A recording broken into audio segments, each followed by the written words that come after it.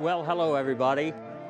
Welcome to another edition of Public Affairs, Public Access. It's May 6, 2010. I'm your host, Paul Colby. You've seen me here before. You've heard me here before too, because we don't do, silent films anymore, not in the modern age. But you've seen me here on several occasions talking about, generally speaking, current events, and usually with some general theme in mind for a program. Well, I want to talk about that theme tonight because, you see, my colleagues and I, we've been talking with Mr. and Mrs. John Q. Public, which is plural, by the way. I'm not saying just the two of them. I'm talking about a bunch of them. And we wanted to see what's on people's minds. You know, a lot of them have problems. Some of them have issues. Others have some pretty good ideas in this day and age, but they don't really know what to do with them because even in our internet era, they just don't know where to start. They don't know where to look for the resources they need to deal with their life experience. So that's a big chunk, a big agenda, a big pile of stuff that we wanted to get through this week, but we wanted to lend a helping hand. And as we like to say around our shop, my headquarters, we like to say that no concern is too insignificant and no dream is too big for us to try to wrap it in nice wrapping paper. Okay, how's that for a constellation of ideas? Anyway, so we're going to go through quite a few topics tonight. If you don't like the first one we deal with, just hang on because we're going to get to something that maybe is going to be interesting to you soon enough. I'm going to start with something that is in the order of a complaint. And it might be something that a lot of you have been bothered with lately. I am speaking, of course, about Quiscalus quiscula.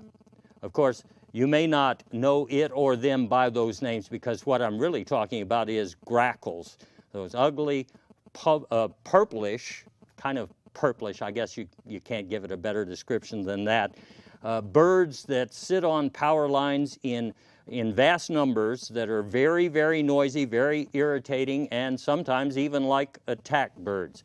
You know, I heard just the other day that there's a remake of the Alfred Hitchcock classic, The Birds, coming pretty soon, and that's one of the reasons this came up this week, is somebody was talking about those darn grackles. I was talking to a colleague of mine who likes to jog around his neighborhood, but lately he's been victimized by these noisy, irritating grackles, and I bet a lot of you are pretty fed up with them too. I mean, you may want to see hummingbirds and cardinals and other good-looking birds like blue jays, et cetera, or even mallard ducks, but you had enough of these guys. Well, you're not the only one, and this city is not the only one. These guys are everywhere, and one reason they're everywhere is because of the 1918 Migratory Bird Treaty Act, and that's why people can't just go around and trap them and do nasty things to them. So, you know, they are protected by law for whatever it is they're doing.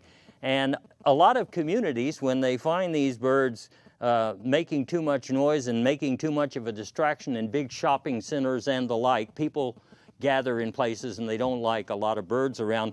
A lot of people have ideas for how to deal with them, and John Q. Public generally has tended to think if you make loud noises around them and distract them, that's going to do some kind of good. That's going to control them. And sometimes the grackles, as you know, may leave, but they just come right back after a few firecrackers are shot off and things die down. Well, here they are again. So other cities, like our nearby city, Fort Worth, has been going after these guys with a different kind of approach, and that involves, in addition to the noisy stuff, lasers, but the central feature of their anti-grackle campaign involves hawks. Because you see, a hawk is a natural predator of the grackles, and it just scares the tar out of these guys when a hawk is around. So In my research this week, I found out that there's a guy in Fort Worth who does this. He's been hired by quite a few places, and I was just in Austin the other day. I found out that in Austin there's a guy or guys who are available with hawks to take care of grackles by going to confront them. And of course the problem is I haven't seen too many hawk exercises going on here in Houston by way of grackle control. And so one of the things that I'm going to do is I go through all of these topics tonight that are bothering or perplexing or inspiring John Q. Public, is to suggest areas for entrepreneurs. Now, I don't think we have enough people who have trained hawks in Houston to take care of all the grackles I've seen. So number one for entrepreneurs, maybe some of you need to get out there and train some hawks and confront the grackles in your area to prove what a good job you can do, and maybe you'll get hired. But I was thinking, are there other ways that we could do this? Well, my research on the internet showed me that there are all sorts of things going on out there. For one thing, you can get fake, little bitty fake hawks, and I suppose that would be useful if you want to put one on your porch to make sure that there's no hawks bothering your porch. But in my case, the grackles, they never come down to the porch area. They're just hanging up there on the power lines, and that's what's irritating. They don't leave. So if you had a little fake hawk, then I suppose you'd have to be very careful climbing up the pole there to put it at the top on the power lines. And even so, I think it's motion, a realistic looking hawk that really scares these guys. And so one thing that I thought about is, well, why not, if there aren't enough trained hawks around, why not just improvise kind of a hawk effect? Like, I went to the internet, I found a couple of companies that sell all sorts of interesting costumes, among them very realistic human-size hawk costumes. But I don't want to get you too excited about this prospect of going into the hawk business, the grackle control hawk business, because the good-looking one that I found here, and it is good looking, is in the range of about $950. Now, of course, you can go down the line here and you can get some not quite as exciting looking hawk suits, but the ones that are closer to the $25 range, it's the sort of thing you might wear to a Halloween party and they would say, well, what are you? Because not a real effective hawk type thing as far as I'm concerned. So basically, I don't think the human version of the hawk is going to work too much, but let me sidetrack for a minute and say that I did also look on the internet and discovered that there are a lot of robotic birds being built these days. And so maybe some entrepreneurial college student or somebody with absolutely nothing to do between class could design a fake bird that actually flies pretty well and does look like a hawk. But let me tell you something. The other way around this would be to do what they do with squirrels. So I'm going to sidetrack just for a moment here, okay? I've got a squirrel that's bugging me in my backyard because I put out birdseed, not for grackles, mind you, but for the birds that I'd like to see come around. And this squirrel, I call him Mr. Squirrel, he seems to think the birdseed is for him. And so when I put it in a large iced tea jar and put a large plastic top on the jar, I figured that would show him that the birdseed is not for him. Well, it didn't work that way. Let me show you something over here by way of exhibit. This squirrel friend of mine, you can see what he did to the top of the jar, because he figured, well, if I can't unscrew this thing, I'm just going to get in and get the birdseed the way that I can. Now, to deal with a squirrel like that, I am told you can do a couple of things. Now, for one thing, I could put cayenne pepper and lemon on this lid here and keep him out of it. But if you're going to do that, make sure, for example, that you don't put the cayenne pepper on the birdseed. I think the birds could have a problem with that, okay? You understand where I'm coming from there. If you can't deal with a squirrel from the standpoint of getting him to stop eating the food, sometimes you have to get him to go away. And one way to get him to go away is to make him think that one of his natural predators is around, like, for example, a fox. And one of the ways that the companies that make deterrents for squirrels approach this is to get the urine of a fox, and they do something to it. I guess they let it dry, or they do something to it. You know, I didn't get into the manufacturing. In any case, though, the urine of a fox spread around the area will make the squirrel just leave the premises. And so, going back to our grackle issue here, it did occur to me that perhaps one solution would be to get some hawk urine maybe.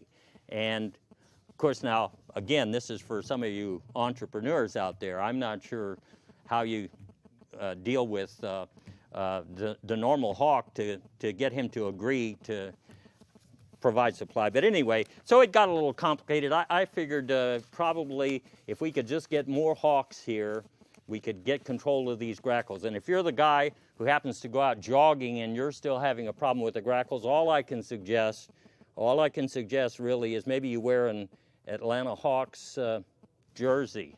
Now, I'm not sure that too many grackles pay close attention to what's going on in the NBA, so they might not get it, but maybe it's worth a try. Anyway, I think I exhausted all of the things I can help you with on this front, so let me go to another area.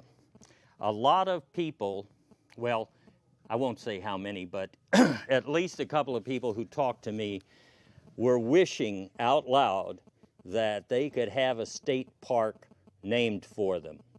Actually, one of the ladies who told me that she really wanted a state park named for her uncle, I could tell what she was really trying to say. She was talking about having a state park named for herself. And there's nothing to be ashamed of. I mean, we all want to be recognized in some way. So here's what I wanted to tell you about the research I did there. Now, you know, in Texas, we have quite a few state parks. And in fact, there's an interesting book on state parks in Texas. It's called Who is Mother Neff and Why is She a State Park? That's by Alan C. Kimball. You might find that interesting. But one of the things you would notice if you looked at state parks in Texas, for example, is that most of them are not named for people. In fact, most of them are named for things. Like, for example, you have the Big Bend Ranch State Park, the Davis Mountain State Park, you have the Battleship Texas State Historical Site, you have the Enchanted Rock. These aren't people as such. So if you want a state park named after you in Texas, well, I'm sorry, there are not too many of those. Now one of them, you may remember one, of course, and that would be James Garner, who was a vice president under President Franklin D. Roosevelt. You know, even back in those days, politics being what it is, the Democrats felt like they had to carry Texas. And guess what? So they got James Garner to be the vice president. And that was a guy who didn't really think much of his job, as a matter of fact. He didn't think the vice presidency was anything to sing about. And he is famous for saying, you may remember, that the vice presidency was like a pitcher of warm spit. And indeed, if you go back to check the real history, he actually described it in terms of another bodily fluid, but the reporters at the time, you know, they weren't working for Entertainment Tonight, so they kind of tidied up his language. Anyway, all that said, we've got a lot of state parks in Texas, mostly named for rocks and things like that, not people, but I went ahead and I tried to get in touch with the Texas Department of Parks and Wildlife, and on behalf of those people who came to me with this issue, I said, well, how can I get a state park named after me? And of course, I had to wait for her, the secretary who answered the phone there at the main central depot, to figure out who to direct this call to. And after I went through a couple of extensions, I spoke with a gentleman who told me, I don't know, there's a protocol.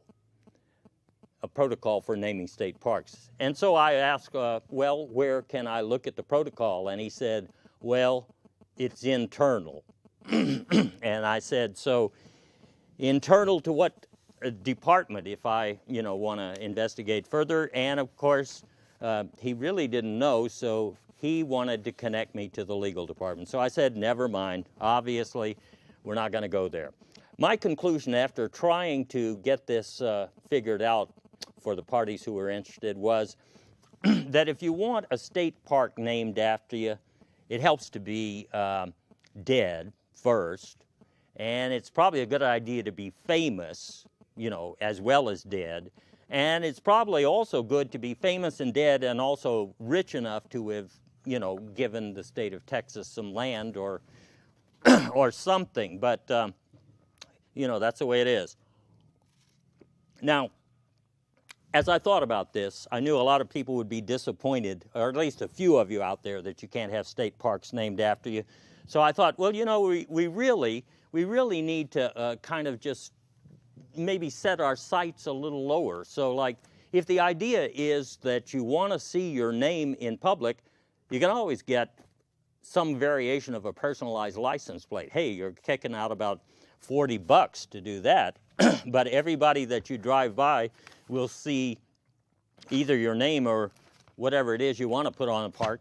And then I thought, well, there's other things like, for example, in Houston here, and I know some of you are listening on the World Wide Web, so this may be true, about state parks and being named as the person with the name on a state park, or the alternatives in wherever it is you're living, because people are listening all over the world to this broadcast. Well, here in Houston, the Metro has a lot of benches at bus stops, and it came to me as a concept, maybe some entrepreneur can arrange with Metro to have park benches named after people who would like,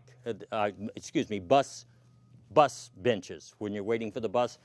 Have those named for particular people. I mean, we might have a long line, but maybe somebody who makes a little contribution to Metro, they could get closer to the front of the line, And hey, if that's not possible, let's just be creative here. Maybe you could go to your local library and go into one of the small sections, say the travel section, and see if maybe the library would arrange for the travel section to be named for you, the Bruce K. Wilson travel section of the library, and, make a small donation or something. Now, I know for a lot of people, the problem is not money. In other words, they would pony up as much as it takes to get their name on a state park or anything else. And so for a lot of those people, I started thinking in terms of stadiums and the naming of stadiums these days. And I couldn't help but wonder just what you spend to get naming rights at stadiums. And so I went to the web, went to an ESPN site on sports business, and by golly, there's prices all over the map. It ranges from like the Alltel Stadium, where the Jackson Jaguars play, for a measly $620,000. And if you want to go to Minute Maid Park, let me check. $5 or $6 million. $6 million. So, if money is no object, folks, I'd say stadium. And, as I was thinking about that, I wondered how come some of the people that have big money don't have stadiums named after them. Mostly you have corporations, but don't we have a lot of rock stars out there, or country western stars for that matter, with lots of money? I mean, I wouldn't mind going to a ballpark like Willie Nelson Field, or maybe, U2 Stadium or Green Day Park, or golly, who knows? I mean, very interesting. Can you remember a time when every stadium was not named for a corporation? I can. I think it'd be really pleasant, if we named big stadiums after John Q. Public, or a member of John Q. Public. You see what I'm getting at? Instead of, Goliath Enterprises. So that's what I was thinking about. And then While we were on this subject of names, something else came up. Friends of mine were worried that they haven't had hurricanes named after them. And I wondered why that was. Well, one of these people was named Quintana, and one of them was named Ursula, and one of them was named Yvonne.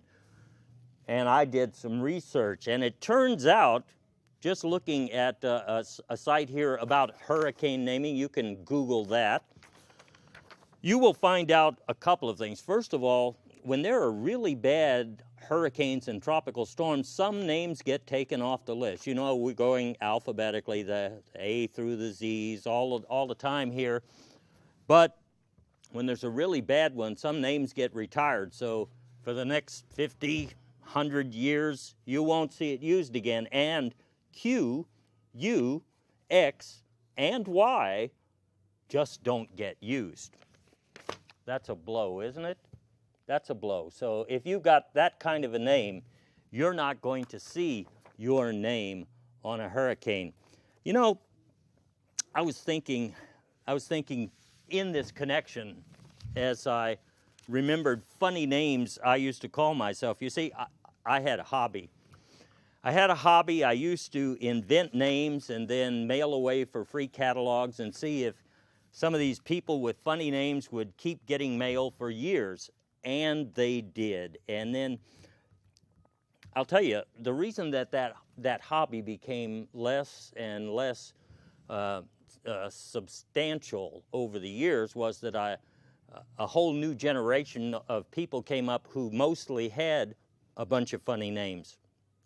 And these days, people don't necessarily want to name their kids the old solid names, you know, John, Paul, Ed, Mary, Martha, Louise. They want new, different names, you know, for their kids. I guess because they want them to stand out. They want them to stand out. So I thought to myself, if somebody really wants an interesting name for their kid that is different from any other kid, how could they do that? I mean, you can go buy the books that say what to name your babies, but they're all going to be the same no matter which of those books you buy. So I remembered the random band name generator that's on the internet, and it's been there for a long time. The band name generator is a place where, excuse me, that's a place where people go to get a name for their band. And I thought, if you want your kids to have a absolutely unique name, you just go there. So I tried it myself. And so I wanted to let you know that my firstborn, if I wanted him to be, or her to be, quite distinctive, might be called Selfless Velocity, or Liberation of Styrofoam, or Tempted Resident, or Blame Hunger, or Detachable Blimp of the Gifted Self, or Cute Refund, or Pale Spark, or Him Stinky. You see what I mean? We're stuck with the same old names when, if people want their kids to be distinctive, there's the proof right there that they could have distinctive names. But maybe that's going a little too far. Maybe some people don't want it to be, you know, out of bounds. They just want a little twist on something normal. Well, not only is the band name generator out there, there's a new place called Band Name Maker. You can check that on the internet too. And here you have the option of entering one word and then generating your name. So, for example, let's say I have a daughter and we're going to call her Louise, but we want a little twist, you know, on the name.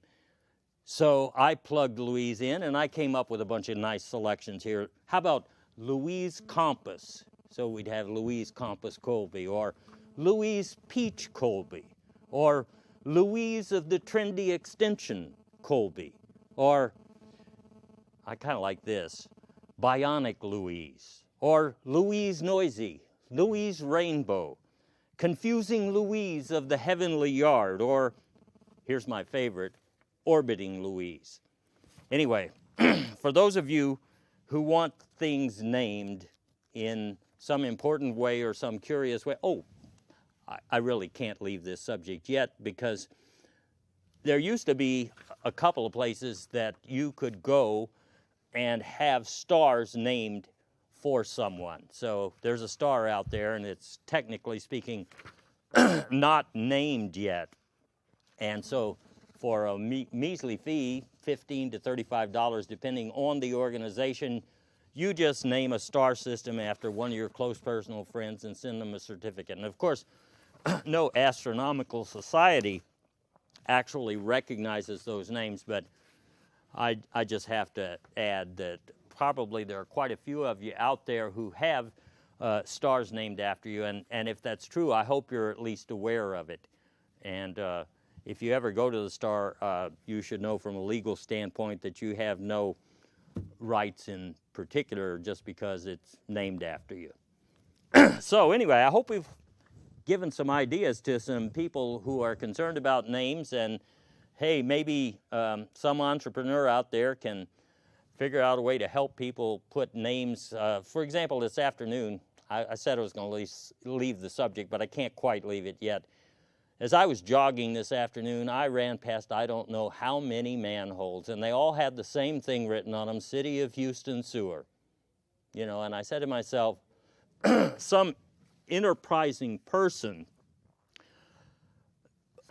well, I'm not going to suggest you break the law, but anyway, you could name some manhole covers after yourself. Next subject, English as an official language. I'm going to have some Singer's Amazing Grace here. We singers use Amazing Grace quite a lot during our long work periods. A lot of people are concerned about English as the official language of this country. In other words, they want English to be the official language of this country. And normally, that's because when you hear one of these dialogues start, it starts with somebody talking about, I don't want to select one for English or two for something else, you know. It's usually about that.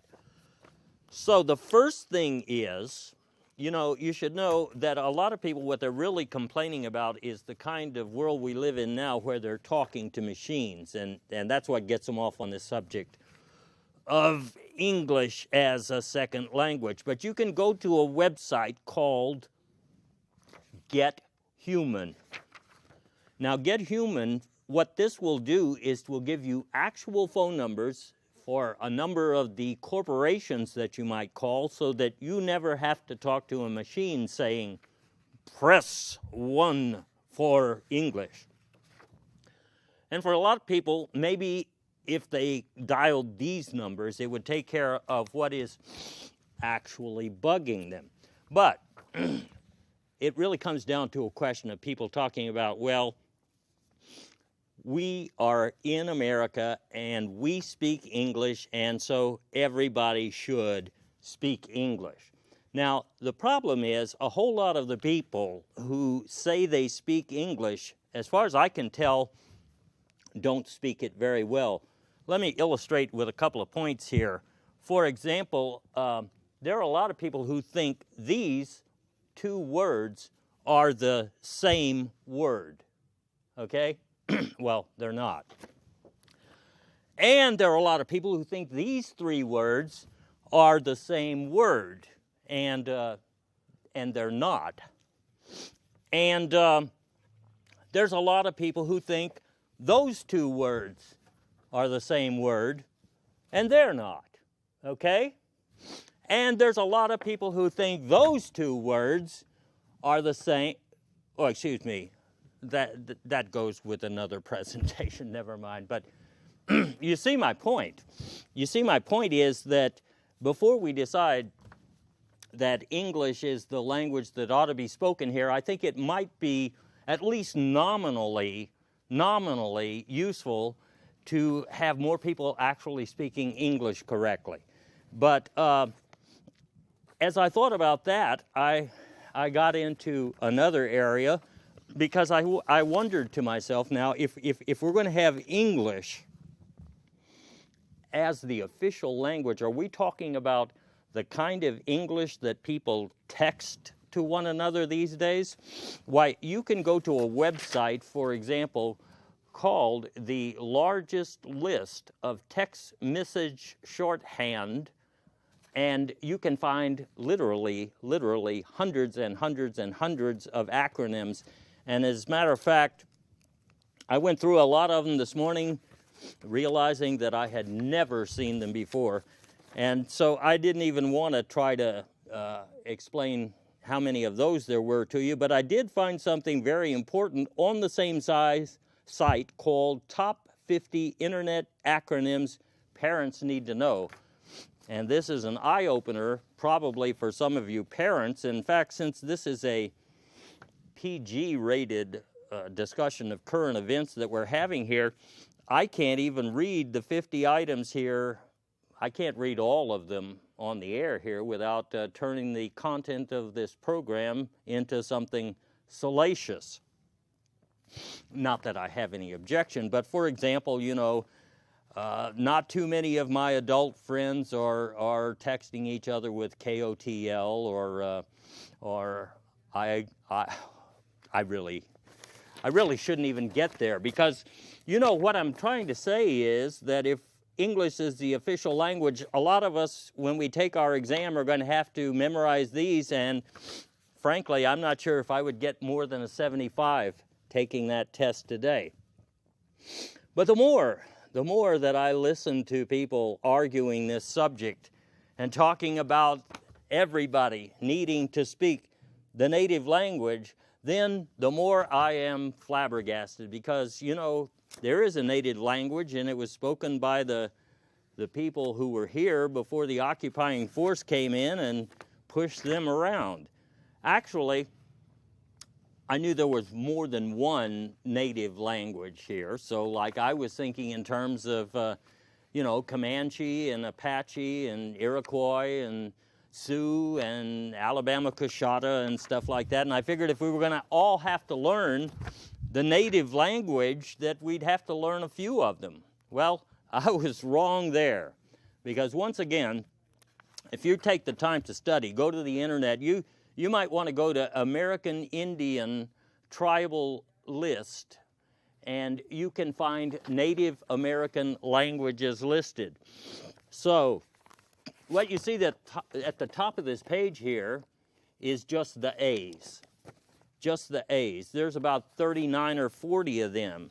In the C's, well, I think there's about 79 languages here. You know, you have Caddo, and you have Carib, and you have Carqueen, and you have Kello, and you have Chappaquiddick, and you have Chelan, and you have Cherawa, and you have I mean, I can't possibly learn all of these languages here. If I go through here, 79 different languages starting with C, and if I go through all 11 pages here, if I wanted to learn these languages, the native language of this country in which I'm living, well, it would have to be the regional language for each of the places you're living in this country.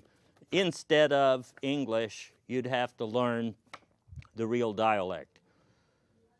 I don't think most people are interested in doing that. So when people talk about learning the native language, I take that with a grain of salt. Now, speaking of salt, I want to go to another area which is on the minds of people these days, and that is ingredients. Ingredients. You know, a lot of people who have become health conscious or dream of becoming health conscious, they want to pay attention to ingredients, and they say, my gosh, where do I start even?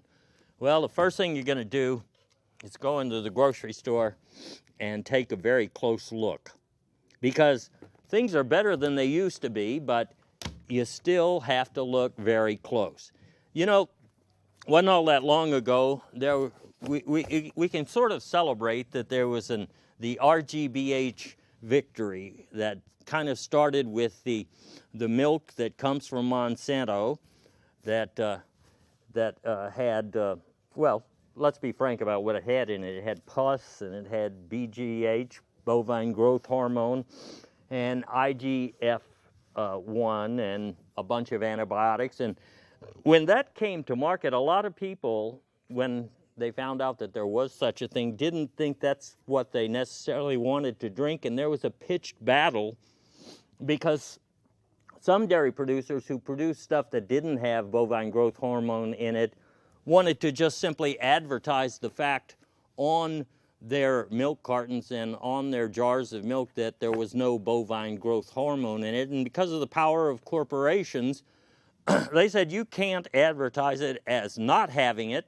because, you know, that suggests that there's something wrong with it. And the good thing about that pitch battle is that we have pretty much come to the point where nobody wants bovine growth hormone in their milk, or not that many people.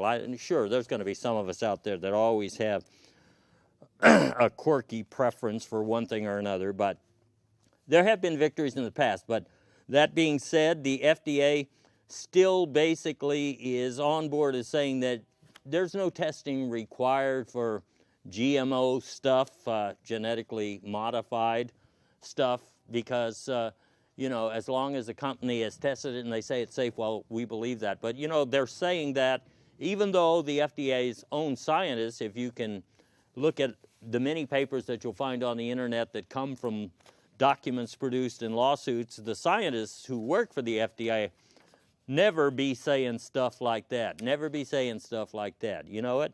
They don't. So we have a political organization, and the political organization says one thing, and the other half of the organization is saying something else. But it is well known, and I highly recommend The Seeds of Destruction by Jeffrey M. Smith, one of the seminal works in this area.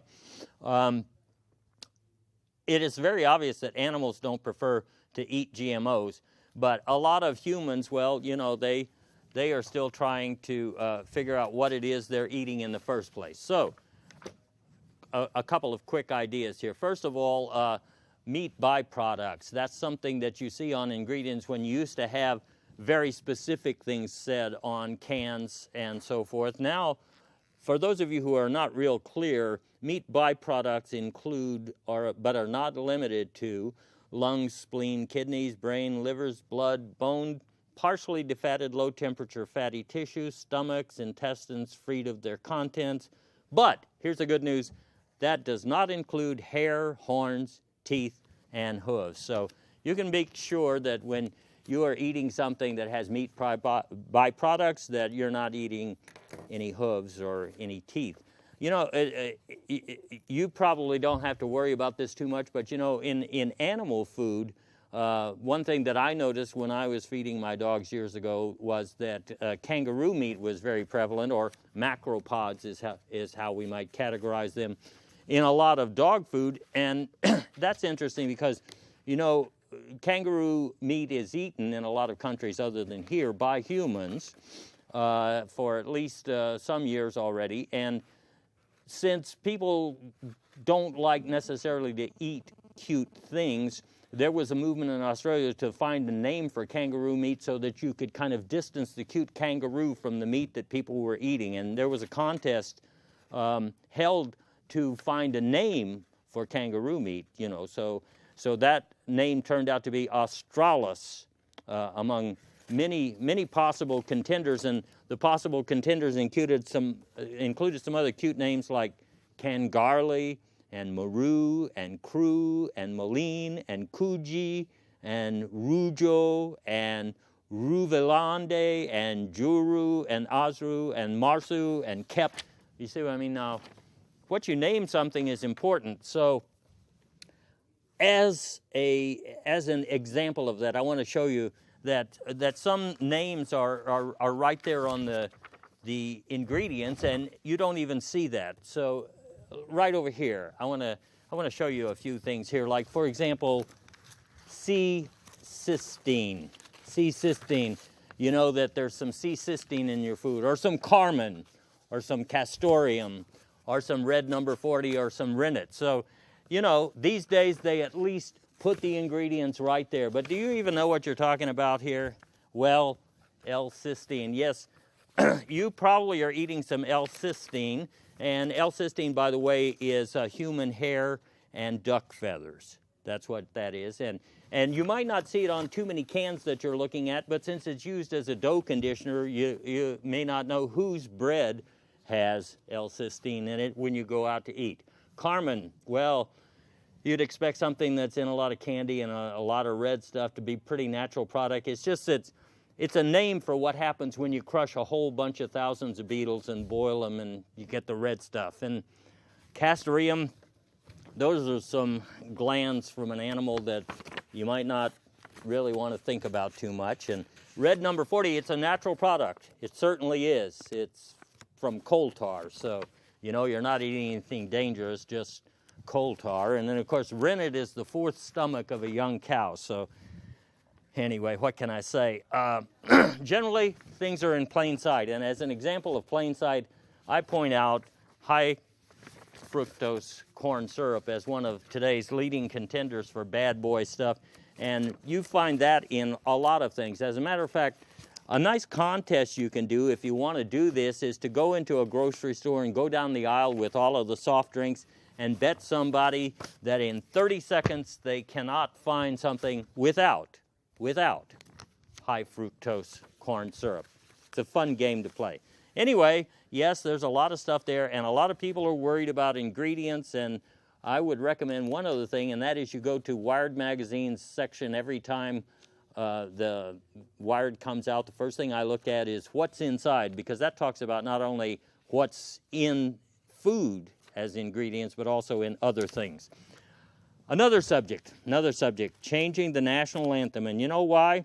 A lot of people just think that the Cold War is over, and of course now we replace it with a war on terror so we can keep the military-industrial complex going and boisterous. But you know, they don't like the Star-Spangled Banner because it sounds so militaristic. And you know, we have an empire here in the United States long after the Cold War that includes about 700 overseas military bases and about 6,000 bases at home.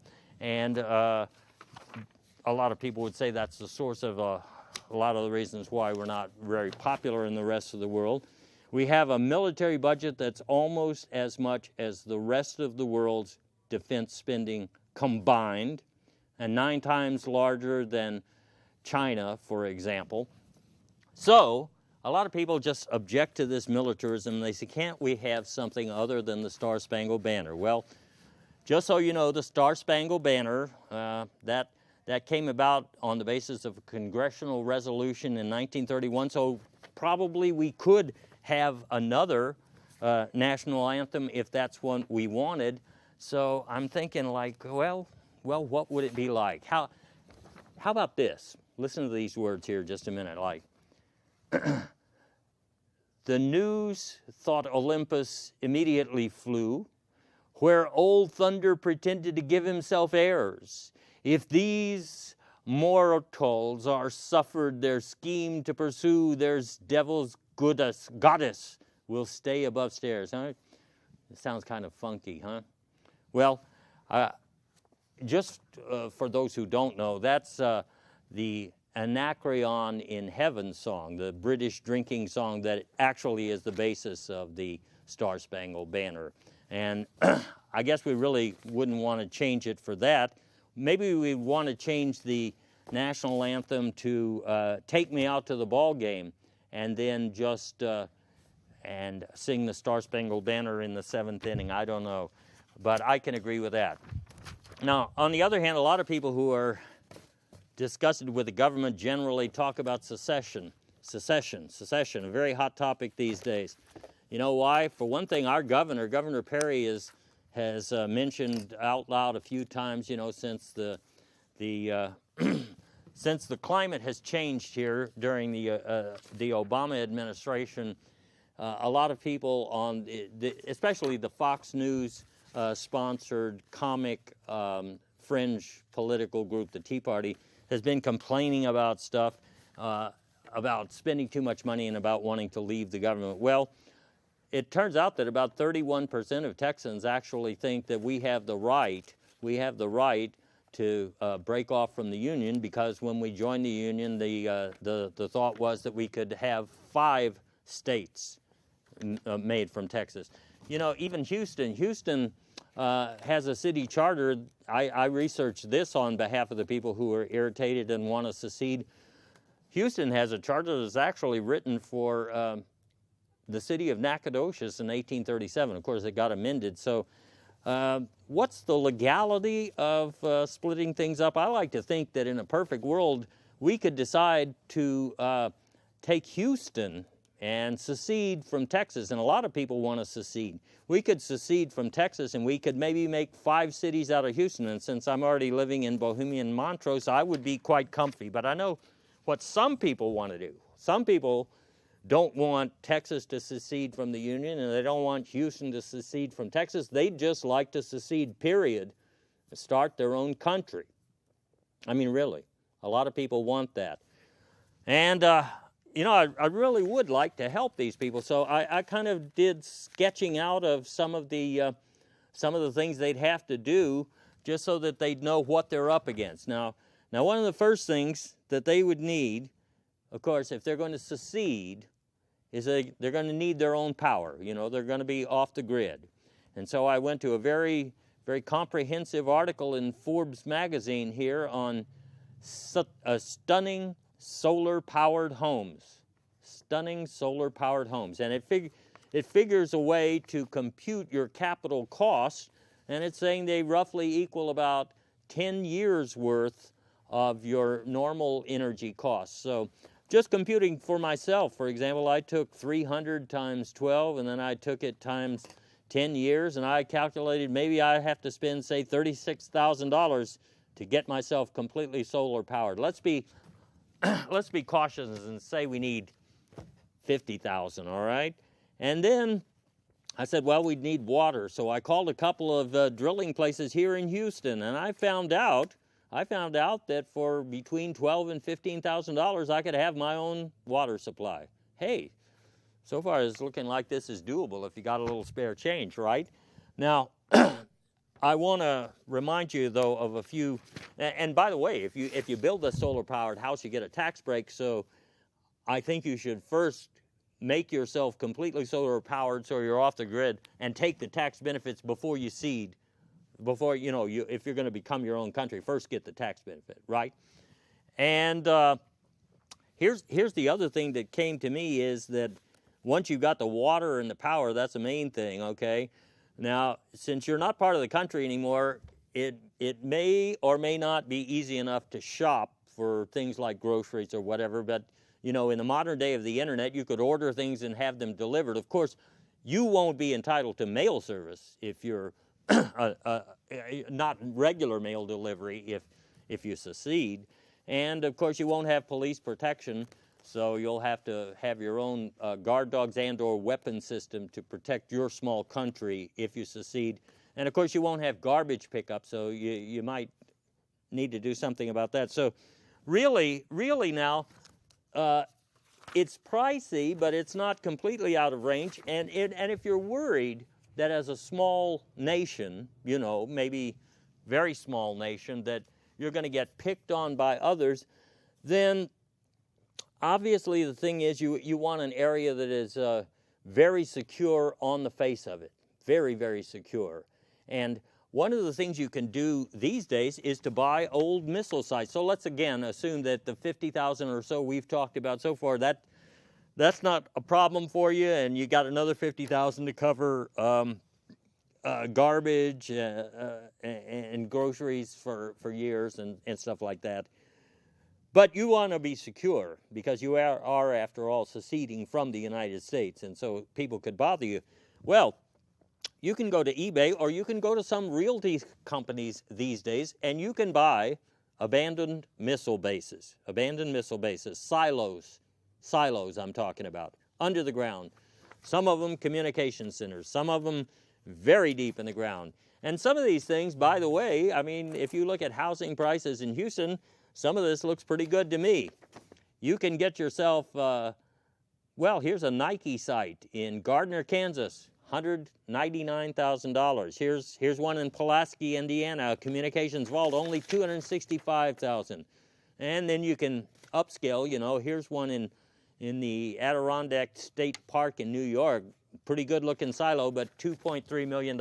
Anyway, as I studied this whole field, one thing that came to me and that somebody else mentioned to me because they were irritated too, you know, there are all of these underground facilities, and there are quite a few secret underground military bases in the United States of America. I'm not saying they're all for sale, but one thing that concerns Mr. and Mrs. John Q. Public, at least a couple of them that I talked to, is that while other states have quite a few secret military bases, like, for example, 7 in Arizona, 20 in California, quite a few in Colorado. You know, Texas only has 3 secret underground military bases. You know, when I found that out, I was pretty irritated. Now, you have one of them in Fort Hood, but God knows what it's about. And you have one in Fort Stockton, and you have one underground in Calvert, wherever that is. I think it's somewhere between Dallas and College Station, but anyway, a lot of people are irritated that Texas doesn't have secret underground military bases. And if we could ever get to general disarmament somehow, get the world in a climate for that, some of those things might be available for people like us. I want to talk about UFOs for just a minute, and I'll tell you something. There's a few people, as we get closer to 2012, a lot of people are worried about things that might happen, and one thing they think about a lot is UFOs. And what if a swarm of UFOs, for example, were overtaking Houston? What official agency would we go to? Now, Houston, like a lot of other places, Houston has a Houston UFO network. There's lots of private organizations everywhere, but what if we really need to get to some authorities when there's some sort of a UFO problem? Well, I called Houston's 311 line to ask if there's any place to report UFOs and a UFO invasion, and they sent me to the FAA. And I checked with the FAA, and I listened to all of the messages before I dialed, but because of course their menu has changed. But there's nothing on the FAA telephone network that allows you to report your unidentified flying objects. So I called the Houston Police Department and asked them if I could report it there, and they said, no, you might try the FBI. And so I tried the FBI, and they said, no, you might try NASA. And then I tried NASA, and they said, no such luck here. Well, you know, why am I even bothering with this? Well, I got to tell you, because in my own backyard, I'm going to tell you, there's some crop circles. And at first, they didn't bother me. I thought, hey, this isn't too bad, you know. I don't know who put this here, but it looks pretty good. And then I just couldn't make sense of these messages. So that's why I'm a little worried about aliens right now. But anyway, anybody who's seriously worried about aliens right now, I recommend you just call the law enforcement authorities in Arizona. They're probably the best bet for right now. Now, I wanted to go to just a couple of other things. One of the major complaints I hear from John Q. Public now, you should not be surprised, would be, I need a job, or I need money somehow. Well, there's not a lot of jobs. I'll tell you the truth about that. I did look around, but one thing I found out is that you can make some money by turning in tax cheats. And you know what? This is something that the IRS it's not new. They've been doing this for 140 years, the IRS Informant Program. And if you get really lucky, you know, you get a cash bounty, you know, when you turn in somebody who is actually committing income tax fraud. But you better know what you're talking about. You can't just say, I think, you know. You could get yourself in trouble. But if you do find somebody, 30% of what gets recovered. Now, a lot of people are worried too because, you know, well, let me put it this way. What they used to do is not something they can do anymore. So I was thinking one area here, again, for entrepreneurs would be to take a look at all of those old used TV sets that we have, that people didn't just buy converter boxes and keep using them. Most people have upgraded their TVs, and so you have tons and tons of old televisions and computer equipment. And of course you can recycle this at places in Houston like the West Park Station, and the rest of you all over the globe, you probably have places. But maybe our mad scientists could find something other than plasma globes and Jacob ladders that we could make out of these TVs, or maybe we could make new weapons for the Department of Defense if it's not going to go away, and we can sell those. But you know, what I have found is that a lot of people just can't do what they used to do anymore. Somebody talked to me the other day about needing to repair one of their helicopters that was so expensive, and they're a little short on cash these days because of their economic circumstances, but they didn't really look far enough, because here's a sign that I got from a guy who was on the street the other day, and he'll repair helicopters and or stop the spread of nuclear weapons for food. So it just goes to show you, folks, if you're resourceful, you got to pay attention to what you find around you. There's a lot going on out there, and my gosh, we wanted to cover all of the complaints and all of the ideas of John Q. Public tonight, but obviously there's no way we can cover them all. I hope we touched on enough subjects here to inspire you to take some kind of action to use this down period we're all in and recovering from to reconstruct your life along new lines and make it visually exciting. Maybe give it a new name and draw on the resources that are out there so that you can leave behind your mark and your name somewhere else, and you can have fun while you're doing it and help all of the other people that are in the same condition that you're in. You know? So till I see you next time, you do the best you can and support all of the others who are doing the best they can. Thanks. See ya.